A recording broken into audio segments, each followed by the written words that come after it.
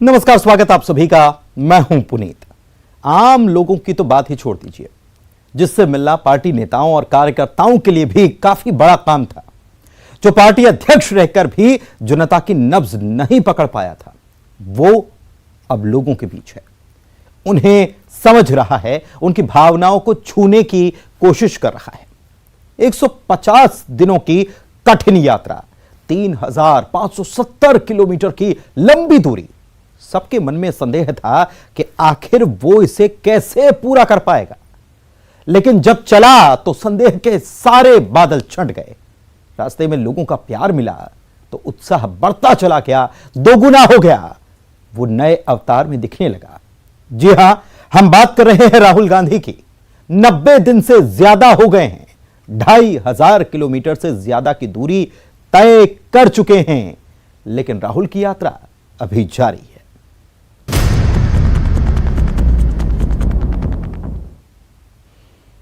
मध्य प्रदेश में भारत जोड़ो यात्रा का 12 दिन का पड़ाव पूरा करने के बाद अब राहुल गांधी की भारत जोड़ो यात्रा राजस्थान में जारी है। मध्य प्रदेश में यात्रा के दौरान राहुल गांधी की इमेज बिल्डिंग के साथ ही सॉफ्ट हिंदुत्व की ओर झुकाव देखा गया। आरएसएस और बीजेपी पर जय सियाराम या जय सीताराम नहीं कहने की बात कहकर राहुल ने हिंदुत्व का कार्ड खेलने की कोशिश की। यात्रा में राहुल के बढ़ते कदमों के साथ विवाद भी चले, लेकिन इस दौरान राहुल का जुदा अंदाज और जुझारूपन भी नजर आया।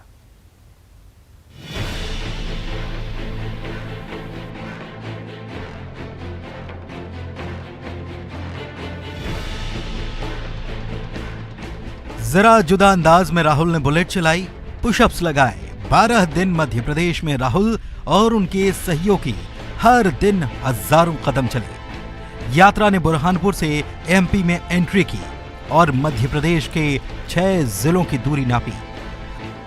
भारत जोड़ो यात्रा ने 23 नवंबर की सुबह बुरहानपुर के बोरदली गांव से मध्य प्रदेश में एंट्री की थी। कमलनाथ, दिग्विजय और दूसरे नेताओं ने इनका मेगा वेलकम किया। ये पहला मौका था जब गुटों में बटी कांग्रेस के नेताओं में एकजुटता दिखाई दी। यात्रा 24 नवंबर को खंडवा पहुंची। पहली बार पार्टी महासचिव राहुल गांधी की बहन प्रियंका गांधी, पति रॉबर्ट वाड्रा और बेटे रेहान के साथ यात्रा का वो हिस्सा बनी।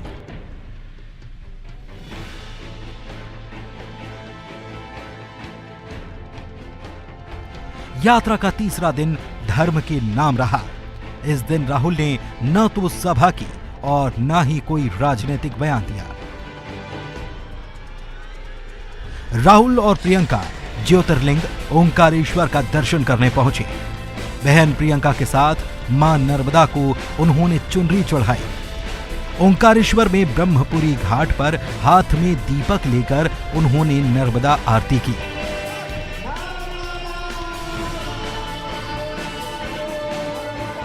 चौथे दिन यात्रा निमाड़ के 3 जिलों से होते हुए इंदौर पहुंची। राहुल गांधी कार से डॉक्टर भीमराव अंबेडकर की जन्मस्थली महू पहुंचे। यहां जनसभा को संबोधित करते हुए राहुल गांधी ने शायराना अंदाज में कहा, मोहब्बत करने वाले किसी से नहीं डरते, डरने वाले कभी मोहब्बत नहीं करते।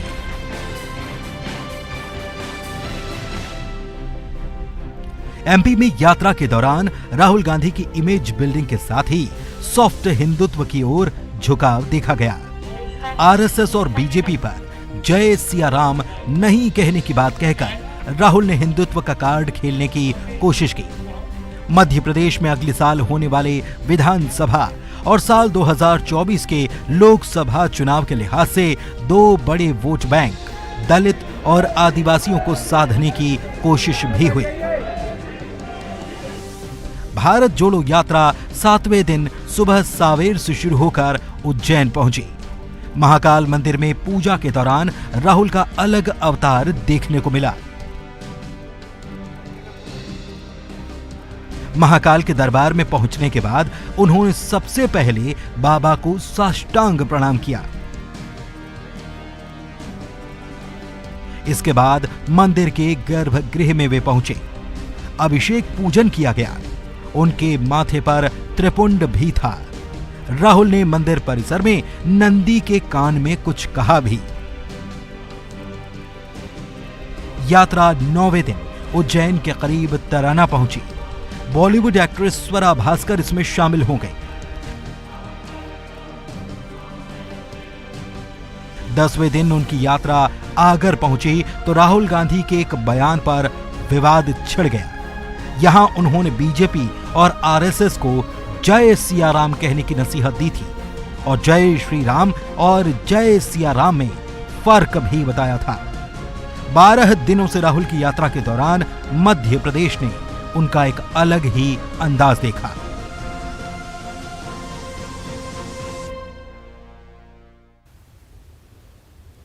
लापरवाह, गैर जिम्मेदार, नासमझ राहुल को लेकर विरोधियों ने जो नैरेटिव सेट कर दिया था, जनता भी उसे सच मानने लगी थी। लेकिन भारत जोड़ो यात्रा में राहुल ने जिस मानसिक दृढ़ता और शारीरिक सबलता का परिचय दिया है, लोगों के मन में उनकी एक नई छवि बनी है। धुन के धनी, दृढ़ प्रतिज्ञ, मजबूत शख्सियत।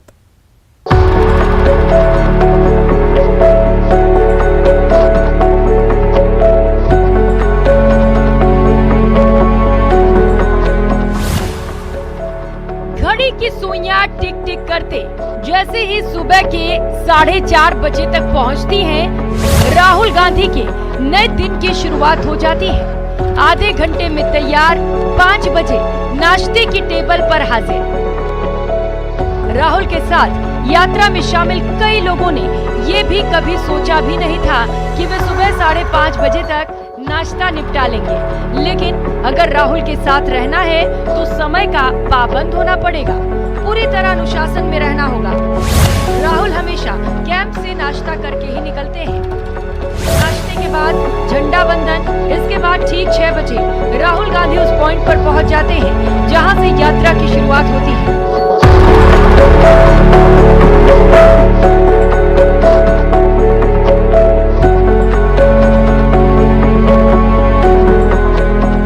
ये कुछ छोटे छोटे उदाहरण हैं बदल रहे राहुल गांधी के।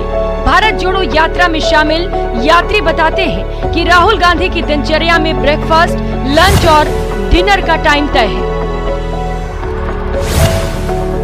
ये कभी डिस्टर्ब नहीं होता। 3 महीने से यही रूटीन है। चाहे सर्दी हो या गर्मी, सुबह 4 बजे ही उठना है। जब सर्दी बढ़ने लगी तो कई बार यात्रा सुबह 6 के बजाय 7 बजे से शुरू होने का भी प्रस्ताव आया, लेकिन राहुल नहीं माने। राहुल का कहना है कि सुबह 6 बजे की यात्रा एक मॉर्निंग वॉक की तरह होती है, लेट होने वालों को एंट्री नहीं। शुरू में यात्रियों को ये रूटीन काफी टफ लगा, लेकिन अब तो आदत हो गई है। आमतौर से आदमी यात्रा में सुबह उठता है, थकान नहीं होती, शाम को थोड़ी सी थकान हो जाती है। इस यात्रा में जादू सा है, हम सुबह उठते हैं, थकान नहीं होती। अभी हम आज 6-7 घंटे चले हैं और ऐसा ही लग रहा है कि आज अभी अभी उठे हैं, अभी अभी यात्रा शुरू की है। और ये आपकी देन है, हम अपनी शक्ति का प्रयोग नहीं कर रहे हैं, आपकी शक्ति इस यात्रा की मदद कर रही है। राहुल गांधी सुबह की यात्रा के दौरान अपने अगले रेस्ट पॉइंट से ठीक 3 किलोमीटर पहले टी ब्रेक के लिए रुकते हैं। यहाँ वे चाय लेते हैं। राहुल थड़ी पर भी चाय पी लेते हैं। इस दौरान वे चाय के साथ मूंगफली पाक, गज्जक वगैरह लेते हैं। यात्रा के दौरान जब वे चलते हैं तो दाएं बाएं 2 व्यक्तियों से बातचीत करते हैं। इसके अलावा साथ चल रहे लोगों से भी मिलते हैं। इसके बाद लंच ब्रेक वाली जगह रुक जाते हैं। राहुल अकेले लंच करते हैं। लंच उनका साधारण रहता है। लंच और डिनर फूड इंस्पेक्टर टेस्ट करते हैं।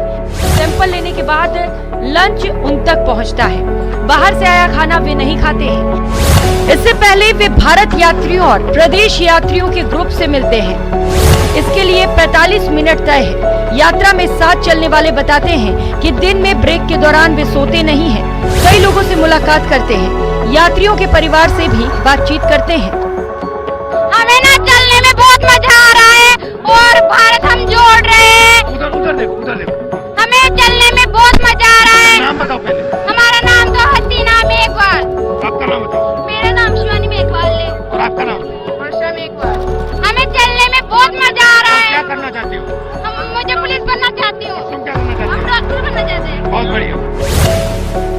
और लोगों से मुलाकात के बाद यात्रा फिर से शुरू होती है। शाम को भी रेस्ट पॉइंट से ठीक 3 किलोमीटर पहले होता है टी ब्रेक। इसके बाद कॉर्नर मीटिंग, जहां वे लोगों को संबोधित करते हैं, और इसके बाद उनका डिनर। कई बार वे यात्रियों के साथ ही डिनर कर लेते हैं। रात में किसी से मुलाकात नहीं करते हैं। सोने से पहले राहुल गांधी करीब 1 घंटा स्टडी भी करते हैं। इसके बाद रात 11 बजे के आसपास सो जाते हैं। अगले दिन सुबह 4:30 बजे फिर से नए दिन की शुरुआत। राहुल गांधी बिजी शेड्यूल के बीच अपनी रूटीन एक्सरसाइज नहीं भूलते। जब समय मिलता है तो पुशअप, सिटअप, चिनअप वगैरह करते नजर आते हैं। इसके अलावा डिनर के बाद रात को 10 मिनट जरूर टहलते हैं। जहाँ भी नाइट स्टे होता है वहाँ 16 मूविंग वॉशरूम होते हैं। इनमें एक राहुल के लिए रिजर्व रहता है। ज्यादातर लोग 4 से 4:30 बजे के आसपास उठते हैं। सभी को 5:30 बजे झंडा वंदन के लिए पहुंचना जरूरी होता है। लेट होने पर एंट्री नहीं दी जाती। कंटेनर हाउस में राहुल गांधी के अलावा 146 लोगों के रुकने की जगह है। झंडा वंदन होने के बाद 6 बजे राहुल गांधी की यात्रा शुरू हो जाती है। यात्रियों के निकलने के बाद कंटेनर लॉक कर अगली लोकेशन पर भेज दिए जाते हैं। यात्रा में एक छोटा भारत बन गया है। अलग अलग भाषा, अलग अलग इलाके के लोग। भाषा में संवाद नहीं कर पाते तो संकेतों का सहारा लेते हैं। यात्रा में कन्याकुमारी से 120 यात्री साथ चले हैं। करीब 20 राज्यों के कांग्रेस नेता शामिल हैं, जिनमें 30% महिलाएं भी हैं। सबसे आगे स्टेज से जुड़े लोक नृत्य कलाकार अपनी परफॉर्मेंस देते हुए चलते हैं। फिर तिरंगा दल और उसके बाद सेवा दल। राहुल गांधी के आसपास 500 से 800 मीटर के घेरे में कौन रहेगा, ये सब फिक्स रहता है। राहुल 300 से 400 मीटर के विशेष सुरक्षा घेरे में चलते हैं। इसके बाद पुलिस का घेरा अलग से होता है। यात्रा शुरू होने से पहले कई लोगों ने इसके पूरे होने पर संदेह जताया था, लेकिन राहुल ने न सिर्फ अपनी मानसिक दृढ़ता बल्कि शारीरिक सबलता से भी सबको हैरान कर दिया। हर रोज कम से कम 22 किलोमीटर पैदल चलना किसी साधारण इंसान के बस की बात तो नहीं है, लेकिन राहुल गांधी 2500 किलोमीटर से ज्यादा की दूरी तय कर चुके हैं और चेहरे पर शिकन तक नहीं है। बल्कि सच तो ये है कि उनके व्यक्तित्व में अनोखा निखार आया है। जिन लोगों को भारत जोड़ो यात्रा की सफलता पर संदेह था, इस यात्रा में राहुल गांधी को लेकर उनकी सोच भी बदल गई है। अब सब मानने लगे हैं ये राहुल बदला हुआ है, जो धुन का धनी है, दृढ़ प्रतिज्ञ है, मुश्किलों से हारने वाला नहीं है, तन से तंदुरुस्त है और मन से मजबूत है। Bureau report, news 18, Rajasthan. Rahul Gandhi की भारत जोड़ो यात्रा ने राजस्थान कांग्रेस में नई जान फूंक दी है। पार्टी के आम कार्यकर्ताओं में जहां जबरदस्त उत्साह है, वहीं गुटबंदी, फूट, नाराजगी वाले माहौल से भी पार्टी उभरती दिख रही है। गहलोत और पायलट दोनों को एसएच बताकर राहुल ने प्रदेश कांग्रेस को एकजुट रहने का संदेश भी दिया है।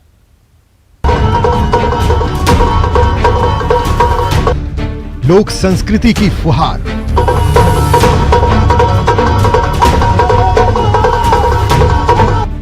संगीत की मधुर झंकार,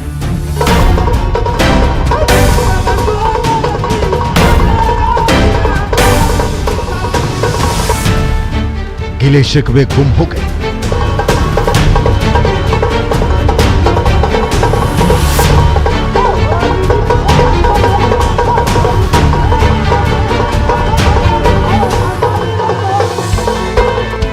हम एक हैं कि तस्वीर साकार।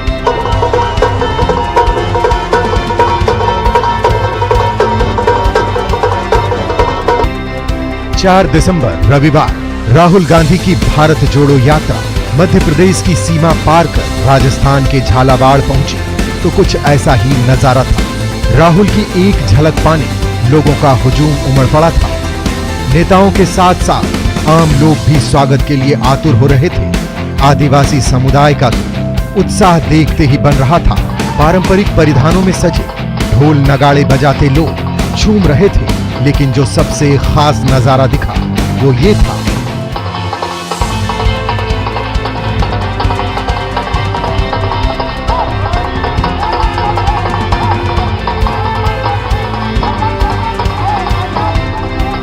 ढोल नगाड़ों की धुन पर लोक संस्कृति की फुहार पड़ने लगी तो मंच पर आसीन लोग खुद को नहीं रोक पाए। पहले राहुल गांधी, कमलनाथ और उसके बाद एक एक कर गहलोत, पायलट और दूसरे नेता हाथों में हाथ डाल धिरकने लगे। ये लोक संस्कृति से प्यार का इजहार तो था ही, कांग्रेस की एकता की सबसे बड़ी तस्वीर भी थी। सब मानो बताना चाह रहे हैं हमारा प्यार शीर नीर सा है और जिन्हें फूट का तनिक भ्रम है वो आए और देख ले एकजुटता की ये शानदार तस्वीर।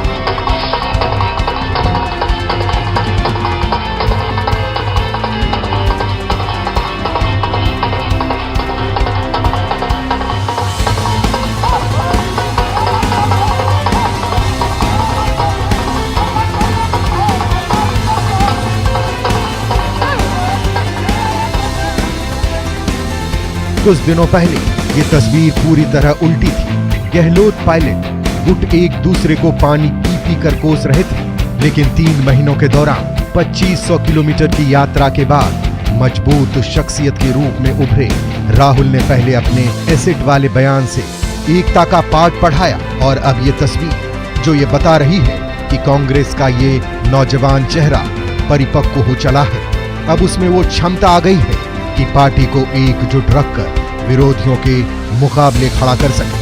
बात साफ है, इस पदयात्रा ने राहुल गांधी को बहुत कुछ सिखाया है।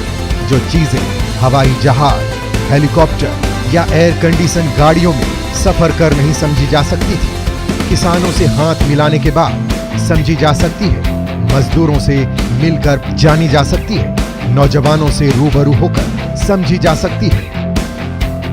जहां तक समर्थन की बात आप कर रहे हैं तो ये निश्चित रूप से राहुल जी के आगमन में उनके स्वागत के लिए लाखों लोग वहां पे खड़े थे और पूरे सड़कों पे थे। और आगे आप देखेंगे राहुल जी ने खुद उसको कहा कि बड़ा एक्सीलेंट ये हमारा इंतजाम रहा वहां पे, भीड़ का जो नियंत्रण रहा, जो लोग आए, उसके आगे भी आप देखेंगे कि इसी तरह से यात्रा सफलतापूर्वक आगे बढ़ेगी। एक और तस्वीर देखिए, झालावाड़ में यात्रा जब बीजेपी के जिला कार्यालय से गुजर रही थी तो वहां बड़ी संख्या में जमा बीजेपी कार्यकर्ताओं ने नारेबाजी की, लेकिन उस नारेबाजी पर राहुल गांधी का रिएक्शन शानदार था।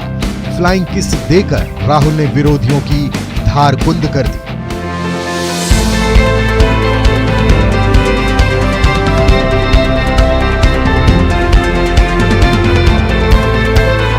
राजस्थान में झालावाड़ से यात्रा की शुरुआत कर राहुल गांधी ने एक साथ 2 चीजें साधने की कोशिश की। पहला, आदिवासी बहुल जिले से शुरुआत कर उन्होंने ये संदेश दिया कि कांग्रेस समाज के सबसे दबे पिछड़े लोगों के साथ है। इसके अलावा पूर्व सीएम और बीजेपी के कद्दावर नेता वसुंधरा राजे के निर्वाचन क्षेत्र झालावाड़ में बड़ी भीड़ जुटाकर कांग्रेस की सियासी ताकत का एहसास भी कराया। झालावाड़ तो आप जानते हैं बीजेपी का गढ़ माना जाता है, पर बीजेपी के इलाकों में भारत जोड़ो यात्रा को इतना स्वागत मिल रहा है जनता से, महिलाओं से, युवकों से, समाज के अलग अलग वर्गों से।